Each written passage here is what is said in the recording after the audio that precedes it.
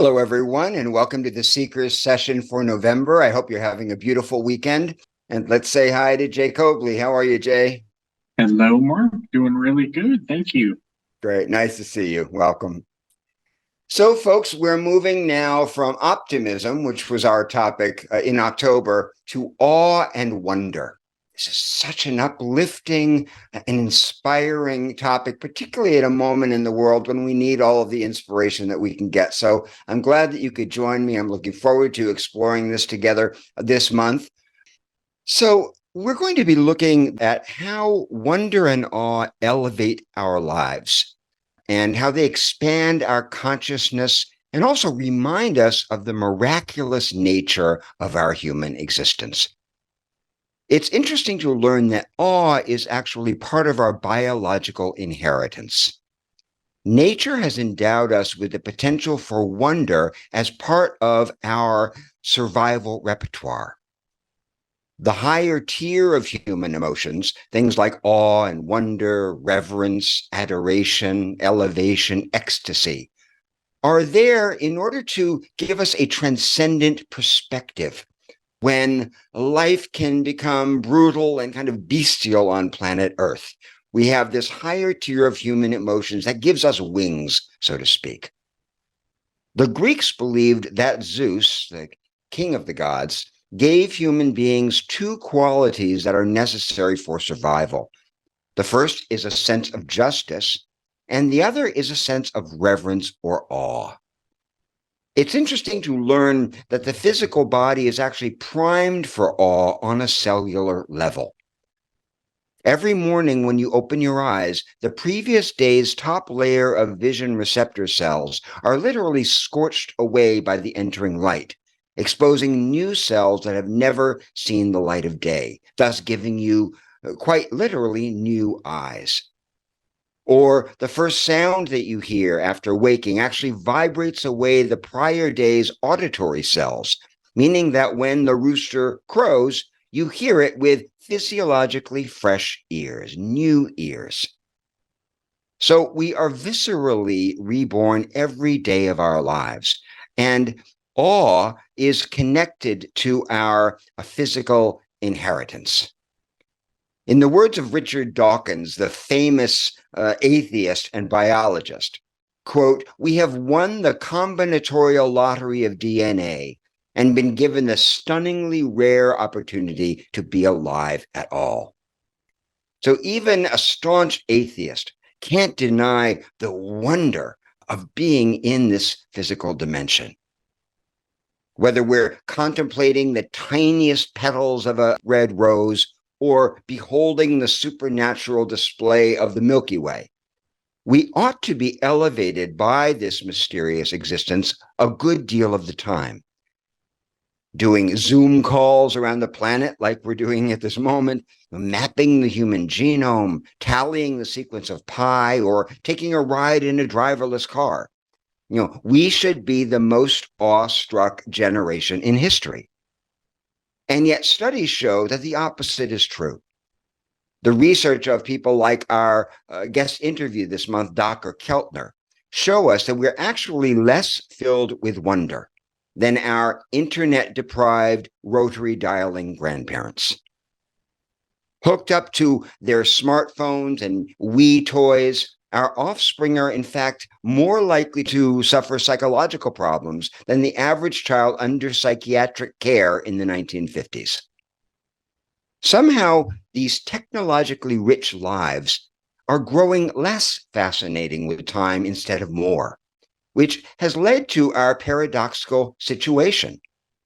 Lots of pleasure, but not so much joy. Lots of information, but not quite enough wisdom. Lots of overwhelm, but not much awe. So, how do wonder and awe work? The emotion of awe occurs when two conditions are met. First, a person perceives something vast. It can be physically vast, like the Milky Way. It can be conceptually vast, like the theory of relativity. Or it can be socially vast, such as meeting a very famous person. So there's this vastness.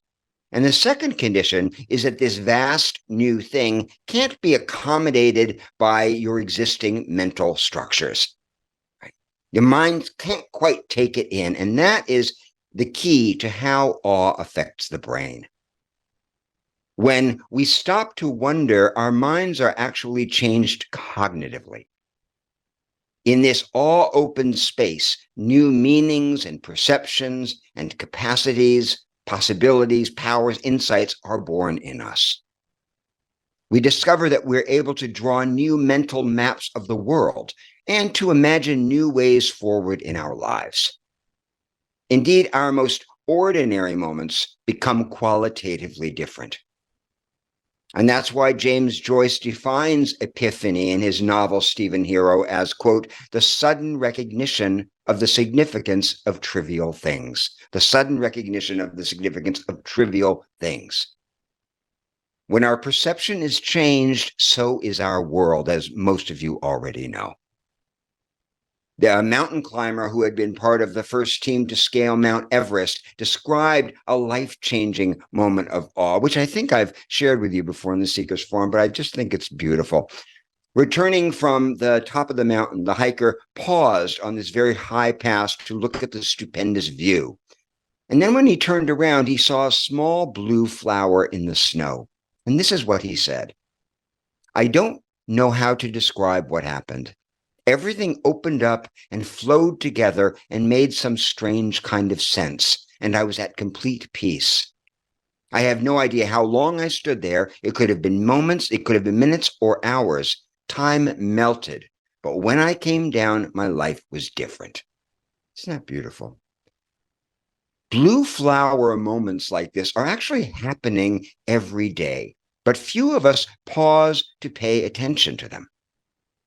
The ordinary mind, the workaday mind, seems to need some kind of a slap or a climax or an epiphany or some form of overwhelm to stop it in its habituated tracks. And that's why survivors of great upheaval and suffering are also often more susceptible to awe and wonder. The simple act of stopping to pay attention is the start of a new way of life. Along with survivors, artists, writers, scientists, and meditators, anyone whose life requires concentration and reflection knows that having access to this wonder zone of one-pointed awareness, which is also known as flow, is necessary to our flourishing. Unfortunately, science hasn't always been so receptive to this higher tier of our emotions. In fact, until the late 16th century, scientists and philosophers were united in their reverent attitude to wonder in the natural world. But with the perfection of the scientific method in the Enlightenment, capital E, naturalists and later psychologists began to look down on this higher tier of emotions as symptoms of a childish mind. Mature scientists were supposed to go around cataloging the laws of the universe, while the pull to wonder and awe and reverence and astonishment were viewed as somehow unscientific. The advent of Freudian psychology did nothing to help this diminished view. It was Sigmund Freud who reduced the so-called higher emotions as, quote, a set of defenses against the instincts, unquote, which Freud viewed as animalistic and dangerous. It wasn't until the early 1960s that this disenchanted view of our human potential finally began to change. Abraham Maslow was one of the prime movers of this change. The work of Abraham Maslow, who was an American psychologist in the mid-20th century, laid the groundwork for positive psychology, and it presented a model of human life in the form of a pyramid, which many of you are probably familiar with, the Maslow pyramid, whose foundation was biological, our biological survival-based needs, and whose pinnacle was what he called peak experience. As Maslow put it, quote, it is as necessary for man to live in beauty rather than ugliness as it is necessary for him to have food for an aching belly or rest for a weary body, unquote. Maslow insisted that sicknesses of the soul, as he called them, tend to overtake us when our higher needs are not met. The ancients had known this millennia ago when they suggested that justice, representing the ways of the world, and awe, representing the transcendent dimension, are both necessary to our flourishing. Remember, Zeus thought that justice and awe were the two virtues with which we are endowed that are necessary for our survival. The ancients held that these two faculties correspond to different modes of thought, different ways of looking at the world and experiencing our lives. They called these two kinds logos and mythos. Logos and mythos.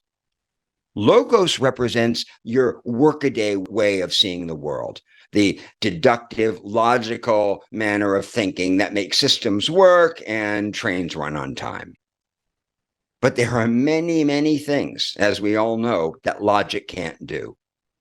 Logic cannot assuage human grief. Logic can't find ultimate meaning in life's struggles. Logic can't move the heart to love or lay the ground for sacred things or open the mind to mystery. Logic can't feed the imagination nor provide a vision of ourselves that's beyond what we have known before. For that, the ancients turned to mythos. Mythic thinking allows us to ponder life's deepest questions through a larger aperture, to reinterpret our struggles against a vast backdrop, a cosmic backdrop. This expanded mythical view enables us to maintain an attitude of wonder even in the crush of life's difficulties. The good news is we don't need to climb Mount Everest to touch into this mythic dimension. What we need to do simply is to open our minds and pay full attention to the extraordinary nature of ordinary things. Ralph Waldo Emerson tells us that, quote, the invariable mark of wisdom is to see the miraculous in the common. The invariable mark of wisdom is to see the miraculous in the common. When we stop to pay witness to our experience without distraction, it's more than enough to leave us astonished. A single moment of lucid seeing, undistracted seeing, is more than sufficient to blow the mind off of its hinges. Even the most hardened materialist or cynic is going to be turned transcendental in a heartbeat. Emerson compares this to an accountant focused on a ledger book who finally turns his eyes from his ledger book, from his facts and his figures, to look at the mystery that's unfolding around him. Emerson suggests that the scales would be lifted from such a person's eyes if he were to be honest with himself about where he is, who he is, where he is, and where he's going. The staunch materialist would see, if he dared, that the solid real estate that he believes is his, this house he owns, for example, built on solid blocks of granite, is actually constructed on a mysterious planet whose trajectory he can't begin to fathom. It's not built on a plot of land with coordinates that the surveyor came up with, corresponding to the angles of his structure. Instead, as Emerson says, it is built on, quote, a mass of unknown materials and solidity, red hot or white hot at the core, which rounds off to an also almost perfect sphericity and lies floating in soft air, then goes spinning away, dragging bank and banker with it at a rate of thousands of miles an hour, he knows not whither. That's what's actually going on. Opening to this mystery, this mythic way of seeing, belies the vision that we most of the time live with of a domesticated, flattened earth. But it's always available to us when we open to what's going on, both within and outside of ourselves, receptively. It's only when we meet our brief lives with wonder that they become truly meaningful. We need only consider our own existence, the strangeness of this existence, the unlikelihood of this existence, to be completely awestruck. Emerson says, how we came out of silence into this sounding world is the wonder of wonders. All other marvels are less. So the mind is brightened or dimmed in proportion to a person's willingness to be astonished. The shock of being where we actually are awakens our senses, and it alerts perception to the vastness of the eternal present, the now. So different are moments of wakefulness from our ordinary way of seeing that they often become indelible. That's why they're so unforgettable, those moments when your eyes are finally actually open and you're present, as if we're being reminded of a wondrous state of being that we have somehow forgotten, but is always there. As we sharpen our powers of attention and we shake ourselves from the trance of forgetting, we begin to experience a new way of being that connects us to the beating heart of nature itself. Emerson, whose best-known philosophy is called transcendentalism, the main current of Emerson's philosophy was called transcendentalism, promoted exactly this kind of awakening. Transcendentalism reminds us that such experiences of wonder and awe are natural and that they increase in frequency as the seeker tunes in more and more to their frequency. As Emerson put it, I hold that ecstasy will be found normal, an example of a higher plane of the same gentle gravitation by which stones fall and rivers run, unquote. Isn't that wonderful? I hold that ecstasy will be found normal, an example of a higher plane of the same gentle gravitation by which stones fall and rivers run. So there are many different doorways to this timeless dimension of wonder and awe, as we all know.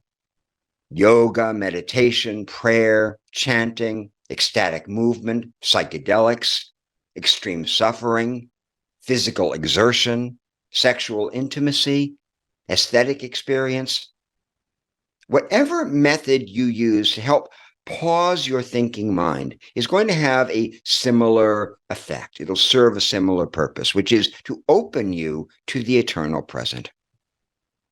Beyond the tick-tock of the time-keeping worried mind, this transcendental perspective is always available to us. Unfortunately, this elevated consciousness is so pervasive that it tends to escape our attention a lot of the time. Though you can't engineer awe, awe-inspiring moments can be invited when we create conditions that quiet the mind and that open our eyes to the miracles that are playing out in our experience. This sacramental view transforms how we live, and it does infuse ordinary experience with an awareness of God or the cosmic intelligence or Buddha mind, whatever you want to call that quality. The truth is that we are all mystics in the making. Experiences of timelessness, non-linearity, and sacredness are as universal to human life as laughter and eating. As the French philosopher Claude de Saint-Martin reminds us, quote, all mystics speak the same language, for they come from the same country. We learn to recognize this awe-inspired quality in other people and to seek out the company of folks who carry that charge of wonder and awe, because wonder, like all emotions, is contagious. The emotional intelligence pioneer Dan Goleman once said to me that we catch each other's emotions like a cold. We catch each other's emotions like a cold, and that this contagion applies to wonder and awe as well. Goleman first noticed this contagious quality when he was studying spiritual practitioners in India as a postdoctoral student at Harvard.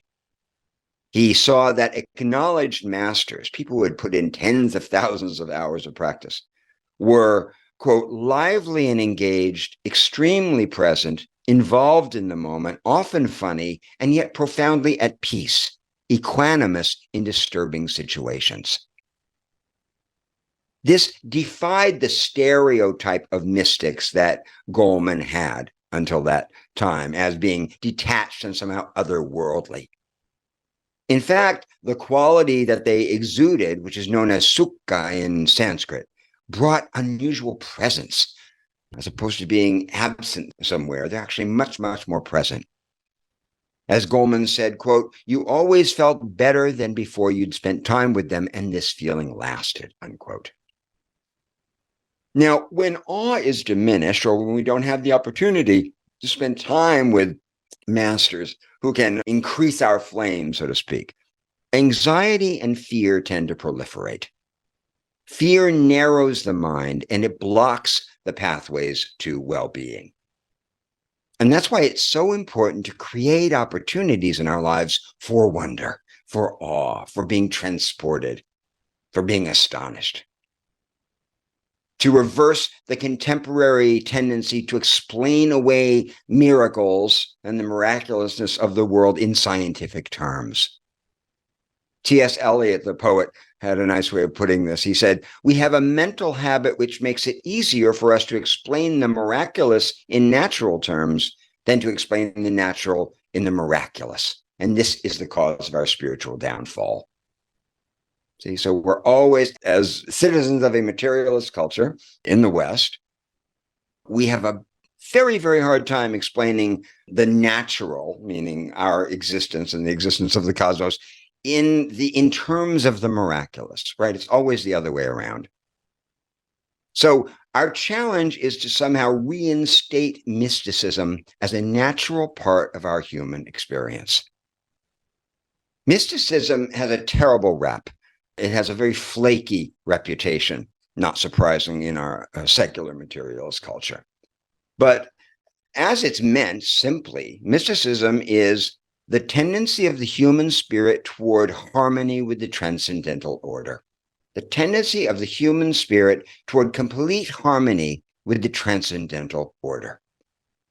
That very ordinary experience has come to seem very exotic in our culture, kind of like the specialty item on a menu rather than the main course itself. And what this has done, this leaning away from mystical experience, has been to make us kind of anti-mystical. That we reflexively turn away from wonder and awe as being somehow too much to face in our busy, distracted lives. The writer Frederick Buechner describes this imbalance very, very well. He says, "We are all of us more mystics than we believe or choose to believe. Life is complicated enough as it is, after all. Through some moment of beauty or pain, some sudden turning in our lives, we catch glimmers at least of what the saints are blinded by.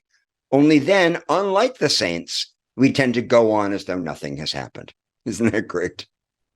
We just tend to go on as if nothing has happened when we have these extraordinary moments because life is complicated enough. So to go on as if something has happened is to enter the dimension of life that religion is a word for.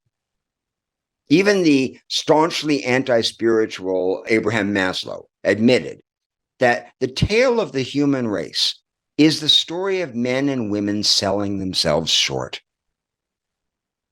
Right? The tale of the human race is the story of men and women selling themselves short.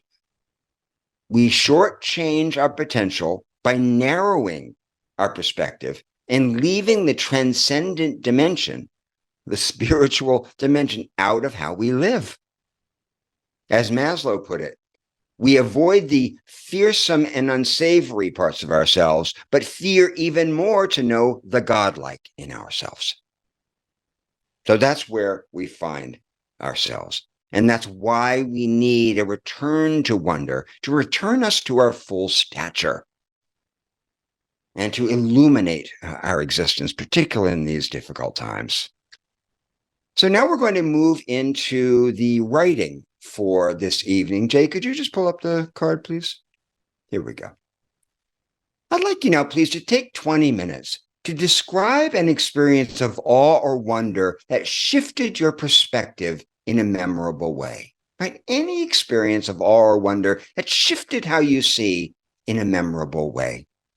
We're going to take 20 minutes to do that. 10 minutes in, Jay will open up the breakout rooms if you would like to join a group. Otherwise, just keep on writing.